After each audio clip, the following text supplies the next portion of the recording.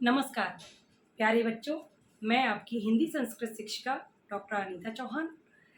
हिंदी के व्याकरण का अध्ययन हम सब मिलकर कर रहे थे। हिंदी के व्याकरण के अंतर्गत हमने काव्य सौंदर्य के तत्वों का अध्ययन किया। काव्य सौंदर्य के तत्वों के अंतर्गत हम अलंकारों को पढ़ चुके हैं। अब आज हम पढ़ेंगे रस। अब आप सबसे पहले ये सोच रहे होंगे कि रस होता क्या है। ठीक है, हम सबसे पहले जानेंगे कि रस क्या है। अगर मैं आपकी भाषा में पूछूंगा तो आप क्या बताओगे, रस होता क्या है? कुछ बच्चे कहेंगे गन्ने का रस, कोई कहेगा मौसमी का रस, कोई कहेगा कि किसी भी चीज का रस, करेले का रस यानी जूस। बिल्कुल, आप ठीक हो। रस का मतलब यही है, जिस प्रकार से भोजन को हम जिस प्रकार का भोजन करते हैं उसमें हमें जैसा स्वाद आता है हम उसको वैसा रस का नाम देते हैं। ये कसैला है, ये नमकीन है, ये तीखा है, ये चटपटा है, ये कहते हैं कि नहीं, ये मधुर है, मीठा है। देखो, भोजन में तो जो स्वाद है भोजन का, वो भोजन का रस कहलाता है। जिस प्रकार का भोजन में स्वाद होता है हम उसमें उसी प्रकार का रस मान लेते हैं। ठीक, नींबू है, ये खट्टा है, इसका रस खट्टा है ना। नमक में नमकीन रस है, यानी नमकीन स्वाद है। रस को आप स्वाद समझ सकते हैं, आनंद समझ सकते हैं। ठीक उसी प्रकार से काव्य में जो रस है वो उसका आनंद है। रस क्या है काव्य का? काव्य का जो पाठक को कविता को पढ़ते समय या किसी मूवी को, पिक्चर को, आप लोग सिनेमा हॉल में जाते मूवी देख, जिस प्रकार का आनंद मिल रहा होता है वो उसका रस कहलाता है। यानी पाठक को काव्य पाठ करते समय, कविता का श्रवण करते समय जिस प्रकार के आनंद की अनुभूति होती है, जैसी फीलिंग्स आती हैं, वो उस काव्य का रस कहलाता है। ठीक, देखिए भरत मुनि क्या कहते हैं रस के विषय में? विभावानुभाव व्यभिचारी भाव संयोगाद रस निष्पत्ति। विभाव, अनुभाव और व्यभिचारी भावों के संयोग से रस की निष्पत्ति होती है। रस की निष्पत्ति होती है, उत्पत्ति नहीं। क्योंकि ये माना जाता है, बहुत सारे काव्य शास्त्र वेदताओं ने, विद्वानों ने ये माना है कि रस उत्पन्न नहीं होता। कहीं ना कहीं रस सुप्तावस्था में पाठक के मन में ही होता है।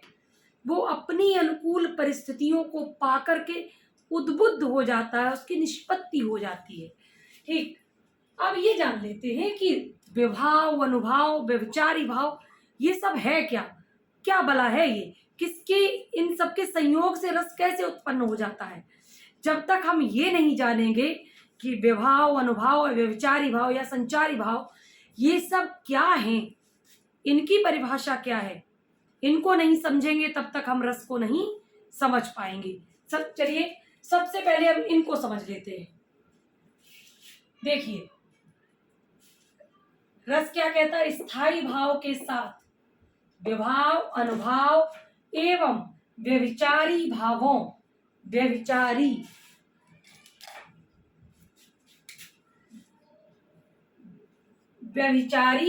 भावों के संयोग से रस की निष्पत्ति होती है। ठीक है, ये कहता है ये कि व्यभिचारी भावों के संयोग से रस की निष्पत्ति होती है। अब देखिए सबसे पहले समझ लेते हैं स्थायी भाव क्या है। रस के लिए स्थायी भाव सर्वाधिक नितांत आवश्यक है। बिना स्थायी भाव के रस की निष्पत्ति नहीं हो सकती। स्थायी भाव ही एक ऐसा होता है जो पाठक के मन में प्रारंभ से अंत तक बना रहता है। सरल भाषा में हम ये समझ लेते हैं कि रस जो है, जिस प्रकार का भाव मन में जागता है ना बच्चों, वही उसका रस होता है। जैसे कभी आप कविताएं पढ़ते हो, ठीक, तो आप क्या पढ़ते हो? खूब लड़ी मर्दानी वो तो झांसी वाली रानी थी, चमक उठी सन 57 में वो तलवार पुरानी थी, बुंदेले हर बोलों के मुंह हमने सुनी कहानी थी, खूब लड़ी मर्दानी वो तो झांसी वाली रानी थी। जब हमने ये कविता सुनी तो हमारे मन में कैसा भाव जागा, किस प्रकार की भावना जागृत हुई? उत्साह की, वीरता की, है ना, साहस की। हमारे अंदर जो वीरता की भावना उत्पन्न हुई ना, साहस उत्पन्न हुआ, जो उत्साह उत्पन्न हुआ कुछ कर गुजरने का, वो उत्साह ही स्थायी भाव के रूप में परिणित होकर के विभाव अनुभाव की सहायता से स्थायी भाव में परिणित होता है, और स्थायी भाव रस के रूप में उत्पन्न हो जाता है। रस के रूप में उसकी निष्पत्ति हमारे मन में होती है, रस के रूप में वो हमको फील होता है, रस के रूप में वो हमको महसूस होता है। ठीक है, ऐसे ही हम जब कभी ऐसी कविता सुनते हैं जो श्रृंगार रस से भरी हुई हो, श्रृंगारिकता से भरी हुई हो, कोई ऐसा गाना किसी पिक्चर में देखते हैं जिसमें नायक नायिका एक दूसरे की प्रशंसा में कोई गीत गा रहे हैं, कोई भी कोयल सी तेरी बोली, सूरत है कितनी भोली, इस तरीके के लुभावने गीत गाते, वहाँ पर प्रेम की उत्पत्ति होती है। जहाँ प्रेम वर्णन किया जा रहा है, रति का वर्णन किया जा रहा है, जहाँ पर नायक नायिका का मिलन या विरह, इस प्रकार की चीजें दिखाई जा रही हैं, वहां पर श्रृंगार रस की निष्पत्ति होती है। इसी प्रकार से जो रस हैं वो 9 प्रकार के होते हैं, जिनका विवरण और वर्णन हम आगे करेंगे, क्रमशः इसके आगे बढ़ेंगे। सबसे पहले समझ लेते हैं कि ये रस जो है, जो इस प्रकार से हमको महसूस होते हैं, जो हमारे मन में इस प्रकार से उद्बुद्ध होते हैं, उन रसों की निष्पत्ति होती कैसे है। तो उसके अब आते हैं हम विभाव पर। स्थायी भाव क्या है समझिए। स्थायी भाव प्रत्येक के अंतर मन में जो भाव सुप्तावस्था में स्थायी रूप से विद्यमान रहते हैं, प्रत्येक के मन में, यानी पाठक के मन में सुख, दुख, प्रेम, रति, वीरता, वात्सल्य, शांत या विभत्स या अद्भुत या हास्य, ये समस्त जो रस है, समस्त भावनाएं प्रत्येक व्यक्ति के मन में कहीं ना कहीं रहती हैं, पहले से रहती हैं, ये कभी उत्पन्न नहीं होती, ये रहती हैं हमारे मन में। तो क्या कह रहे हैं हम कि पाठक के मन में या प्रत्येक व्यक्ति के मन में, जो उसके अंतर मन में जो भाव सुप्तावस्था में पड़े रहते, सोए रहते हैं, वो स्थायी रूप से विद्यमान रहते हैं, यानी हमारे मन में पहले से ही स्थायी रूप से वो विद्यमान रहते हैं। और अनुकूल परिस्थितियां पाकर, अनुकूल परिस्थितियां कैसी? नायक को नायिका दिख गई, चांदनी रात है, उद्यान है, सारे वातावरण एक जैसे मिल गए, तो उसके अंदर रति का भाव उत्पन्न हुआ, जो आगे जाकर के प्रेम में परिणित हो गया। ठीक, तो ये होती है अनुकूल परिस्थितियां। अनुकूल परिस्थितियों को पाकर के स्थायी भाव हो जाता है, स्थायी भाव में कन्वर्ट हो जाता है, स्थायी भाव में वो परिणित हो जाता है। ठीक, यानी कि प्रत्येक के मन में जो भाव अंतर्मन में सोए हुए रहते हैं, वही भाव सही समय पर सही परिस्थितियों को पाकर के जो मन में उत्पन्न हो जाते हैं, ठहर जाते हैं, वो स्थायी भाव कहलाते हैं। अच्छा, एक चीज, एक रस में एक ही स्थायी भाव होता है। हम जब वीरता की कविता पढ़ते हैं तो हमारे अंदर उत्साह का भाव रहता है, उस समय दुख या रति या भक्ति या वात्सल्य या अद्भुत या हास्य नहीं आता। समझ रहे हो? यानी कि जब हम एक रस पढ़ रहे हो तो उस समय उसका एक ही स्थायी भाव होगा, और वह स्थायी भाव अंत तक रहता है। ठीक, स्थायी भाव ही एक ऐसा है जो मन में उत्पन्न होने के बाद वो अंत तक बना रहता है। देखिए, आगे आप समझेंगे तो और भी आपको क्लियर हो जाएगा कि मैं क्या बताने की कोशिश कर रही हूँ। देखिए, विभाव, स्थायी भाव 9 प्रकार के हैं, जो कि क्रमशः यहाँ पर लिखे हुए हैं, आप ये देख सकते हैं। श्रृंगार रस का स्थायी भाव क्या है, हास्य का स्थायी भाव क्या है, करुण का स्थायी भाव क्या है, वीर का क्या है, क्रोध का क्या है, ये रौद्र का क्या है, भयानक का स्थायी भाव क्या है, विभत्स का क्या है, ये हमारे 9 स्थायी भाव हैं। ठीक है, देखिए विभाव क्या है। विभाव, विभाव यानी कि वो कारण, विभाव वो कारण जो स्थायी भाव को उत्पन्न करते हैं। भाई, स्थायी भाव मन में ऐसे ही तो उत्पन्न नहीं हो जाएगा, हर चीज का कुछ ना कुछ कारण होता है, तभी वो चीज होती है। वर्षा का कारण बादल होते हैं, है ना।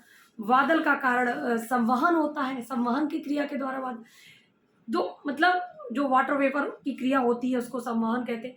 कहने का मतलब ये है कि मैं आपको विज्ञान नहीं, मैं आपको हिंदी व्याकरण पढ़ा रही हूँ कि हर हर कार्य का कोई ना कोई कारण अवश्य रहता है। तो स्थायी भाव या रस का भी कुछ न कुछ कारण होते हैं। जो रस के अंग हैं वो ये हैं। रस के कौन कौन से अंग हैं? स्थायी भाव हुआ, विभाव हुआ, अनुभाव हुआ, संचारी भाव, ये रस के अंग हैं। स्थायी भाव, ये चार, ये रस के चार अंग हैं। ठीक, स्थायी भाव को हम समझ चुके हैं, विभाव को हम समझ लेंगे। उन वस्तुओं व विषयों के वर्णन से, विभाव का तात्पर्य उन वस्तुओं व विषयों के वर्णन से है जिनके प्रति संवेदना होती है। ठीक, यानी कि जिनके प्रति हमारे मन में संवेदना होती है वो हमारा विभाव कहलाता है। यानी कि वो कारण जिनसे हमारे मन में संवेदना होती है वो विभाव कहलाते हैं। देखिए, दो चीजें होती हैं, एक होता आश्रय, एक होता विषय। अब आश्रय क्या है?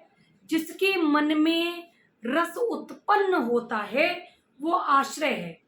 जिसका आश्रय लेकर रस उत्पन्न हुआ, तो मेरे मन में अगर रस उत्पन्न हुआ तो मैं आश्रय हो गई। ठीक, और रानी लक्ष्मीबाई को देख करके वीरता उत्पन्न हुई तो रानी लक्ष्मीबाई जो है वो विषय हो गई। ठीक, जैसे कृष्ण के मन में राधा को देख करके रति का भाव उत्पन्न हुआ, रति रूपी स्थायी भाव उत्पन्न हुआ, तो कृष्ण जो है वो क्या हो गए? आश्रय हो गए, क्योंकि कृष्ण के मन में उत्पन्न हुआ। और जो राधा है वो क्या हो गई? हमारी राधा रानी जो है वो विषय हो गई, वो आलम्बन हो गई। उनको देख करके कृष्ण के मन में जो रति का भाव उद्बुद्ध हुआ है। इसलिए दो चीजें होती हैं रस उत्पत्ति में, दो चीजें, दो कारण, दो चीजें तो चाहिए, एक आश्रय चाहिए, एक विषय चाहिए। आश्रय वो जिसके मन में उत्पन्न हो रस, और विषय वो जिसको देख करके रस उत्पन्न हो। ठीक, चलिए, तो क्या है? विभाव दो प्रकार के होते हैं, इसके दो भेद हैं। कौन कौन से? एक आलंबन विभाव और दूसरा उद्दीपन विभाव। आलंबन विभाव क्या है? जिस व्यक्ति या वस्तु के प्रति स्थायी भाव उत्पन्न होता है उसे आलंबन विभाव कहते हैं। जिस व्यक्ति के प्रति कृष्ण का राधा के प्रति प्रेम उत्पन्न होता है, कृष्ण का राधा के प्रति रति का भाव उद्बुद्ध होता है और वो स्थायी भाव रति के रूप में परिणित हो जाता है, और वही रति जो स्थायी भाव है वो श्रृंगार रस के रूप में निष्पत्ति को पाता है, तो जो राधा रानी है वो आलम्बन हो गई। ठीक, विभाव में क्या हुआ? विभाव यानी कि कारण। और उद्दीपन विभाव क्या होता है?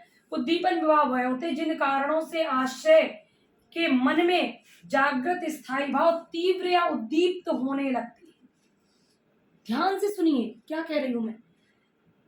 जिन कारणों से आश्रय के मन में, आश्रय यानी नायक के मन में, जिसके मन में रस उत्पन्न हो रहा है, यानी कृष्ण के मन में, ठीक, मन में जागृत स्थायी भाव, जो मन में प्रेम का रति का भाव जागा है वो और भी ज्यादा तीव्र हो जाए, और भी ज्यादा उद्दीप्त हो जाए, तो उसको क्या कहते हैं? उसको उद्दीपन विभाव कहते हैं। अब उद्दीप्त कैसे होगा? जो मन में रति का भाव है, जैसे कि बरसात हो जाना, सुंदर चांदनी रात होना, जब नायक के मन में चांदनी रात है, बरसात है, उद्यान फूल बगीचे हैं, ऐसा प्राकृतिक वातावरण उत्पन्न हो जाए जिसको देख करके मन में प्रेम हिलोरे मारने लगे, रति का भाव और ज्यादा से धधकने लगे, प्रेम और अधिक उद्दीप्त हो जाए मन में, ऐसे कारण जो प्रकृतिगत बन जाते हैं उनको हम आलंबन विभाव यानी कि उद्दीपन विभाव कहते हैं। ये प्रकृतिगत उद्दीपन है जो प्रकृति के कारण नायक के मन में या आश्रय के मन में आते हैं। जैसे भगवान श्री कृष्ण जब कदम्ब की छांव में यमुना के किनारे जाते थे राधा जी से मिलने, तो वहां पर उनको जो वातावरण था वो इतना प्रेममयी था कि वो दोनों ही रति के भाव से विभोर हो जाते थे। ठीक, देखिए चेष्टाएं होती हैं, कुछ कुछ चेष्टाएं भी होती हैं जिनसे हमें मतलब पता चल जाता है कि सामने वाले के मन में क्या भाव उद्बुद्ध हो रहा है। जैसे कि जब श्रृंगार रस होता है, शर्माना है, भौहें तिरछी करना है, पटाक्षेप करना है, या आंखों को इधर उधर घुमाना है, या किसी वृक्ष की ओट से अपने नायक का दर्शन करना है, ऐसी कुछ चेष्टाएं होती हैं जो ये उद्दीपन का कार्य करती है। ठीक, इसको समझिए। इसके बाद चलते हैं अनुभव पर। अनुभव क्या है? आश्रय के आंतरिक विकारों को अनुभव कहा जाता है।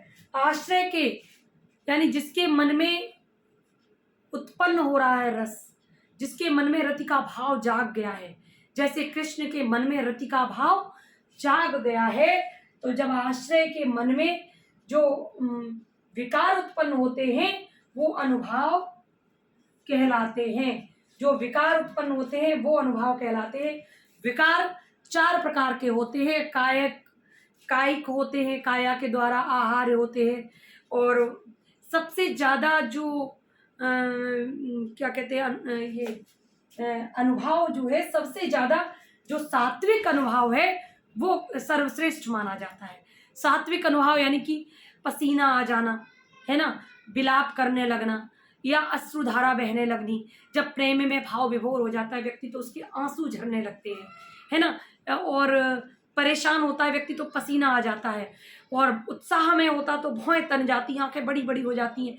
इस प्रकार के जो सात्विक अनुभव होते हैं उन पर आश्रय का कोई वश नहीं होता, यानी कि नायक या नायिका का अपना कोई वश नहीं रहता है, वो स्वतः होते हैं। तो सात्विक अनुभवों को सर्वश्रेष्ठ अनुभव माना जाता है। ठीक, अब हम चलते हैं संचारी भावों पे। संचारी भाव क्या है? मन के चंचल विकारों को संचारी भाव या व्यभिचारी भाव कहते हैं। जो मन में चंचल विकार आते हैं, चंचल का मतलब अभी है 2 मिनट बाद खत्म, अभी है 2 मिनट बाद खत्म, जैसे कि पानी के बुलबुलों की तरह ये उत्पन्न होते हैं और समाप्त हो जाते हैं। लेकिन स्थायी भाव जो है वो आदि से अंत तक बना रहता है। स्थायी भाव पानी के बुलबुलों की तरह समाप्त नहीं होता, वो रस के अंत तक, जब तक रसानुभूति पाठक को होती है तब तक उसके अंतर मन में स्थायी भाव विद्यमान रहता है। ठीक, देखिए, मन के चंचल विकारों को संचारी भाव या व्यभिचारी भाव कहते हैं। ये आश्रय के मन में पानी के बुलबुलों की तरह उठते हैं और शांत हो जाते हैं। इनकी संख्या 33 है। इनकी संख्या जो है वो 33 मानी जाती है। किसकी? संचारी भावों की। यही कहा गया है क्या? विभाव यानी ये जो कारण होते हैं, कारण 2 प्रकार के होते हैं रस की उत्पत्ति में, एक आलंबन विभाव, एक उद्दीपन विभाव। आलंबन वो है जो नायक नायिका है जिनके आश्रय से रस जागृत होता है, स्थायी भाव जागृत होता है। उद्दीपन विभाव वो है जो माहौल होता है, जो वातावरण होता है, उसके कारण जो उत्पन्न होते हैं, मतलब मन में जो भाव उत्पन्न होते हैं, ठीक है, उस वातावरण के कारण उसको उद्दीपन विभाव कहते हैं। जैसे कुछ शारीरिक चेष्टाएं होती हैं उससे पता चल जाता है, और दूसरा प्रकृतिगत जो उद्दीपन होता है वो मैं बता चुकी हूँ आपको। ठीक, अनुभव क्या है? जो मन के आंतरिक विकार होते हैं, मन में जो अंदर जो हलचल होती है वो क्या कहलाता है?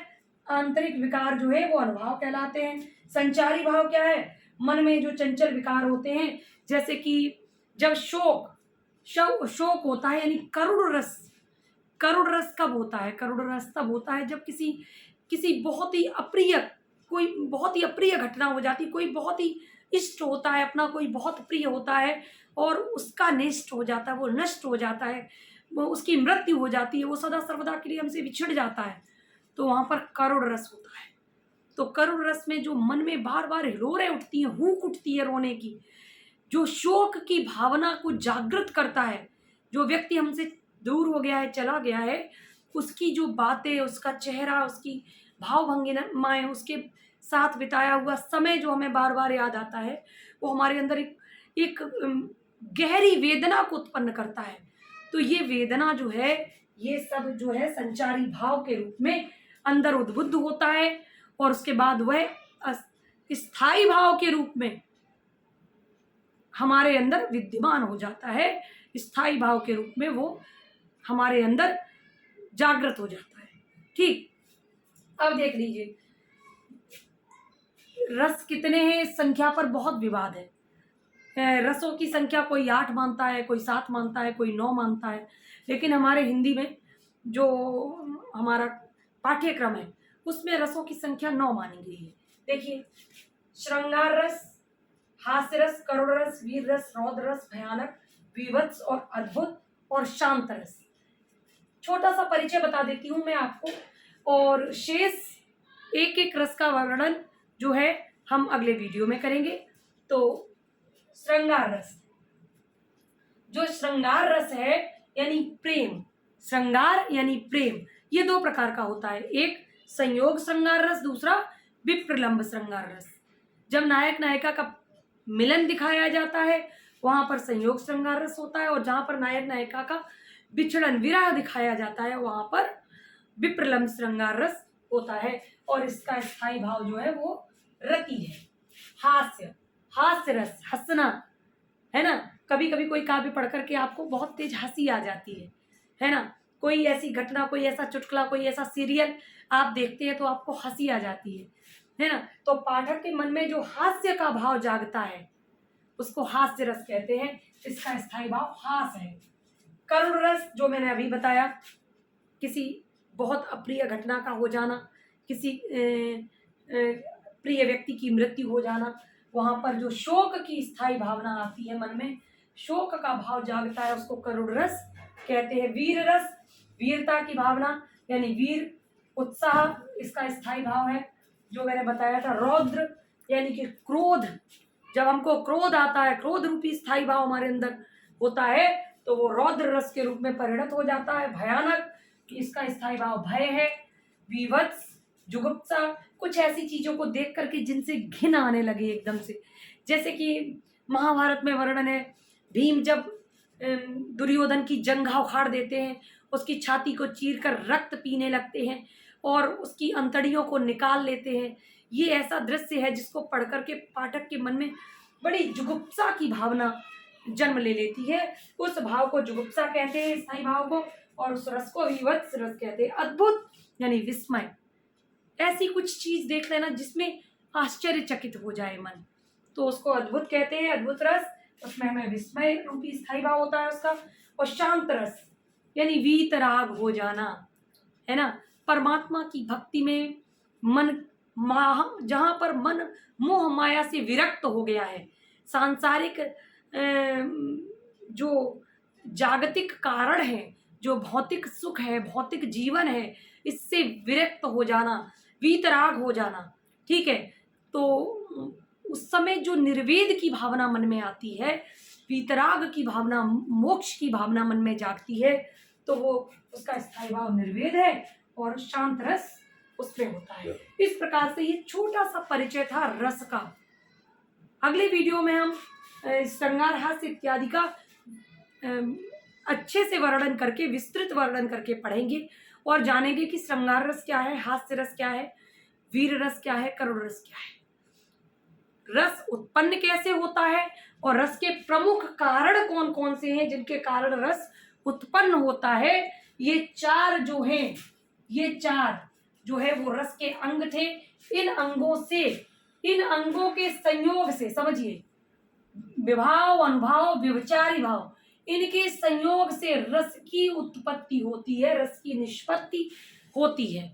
तो इन चारों अंगों को जानना आपके लिए पहले जरूरी है, उसके बाद रस की तरफ आप बढ़ेंगे तो रस आपके लिए बहुत बहुत ज्यादा सरलतम हो जाएंगे। इसीलिए पहले हमने आपको इनके विषय में पढ़ाना उचित जाना। और इसी के साथ आपके उज्जवल भविष्य की कामना करती हूँ। आप पढ़ते रहिए, मेहनत कीजिए और बहुत ज़्यादा मेहनत कीजिए ताकि आप अपने भविष्य को बेहतर और उज्जवल बना सकें। उज्जवल भविष्य की कामना के साथ धन्यवाद।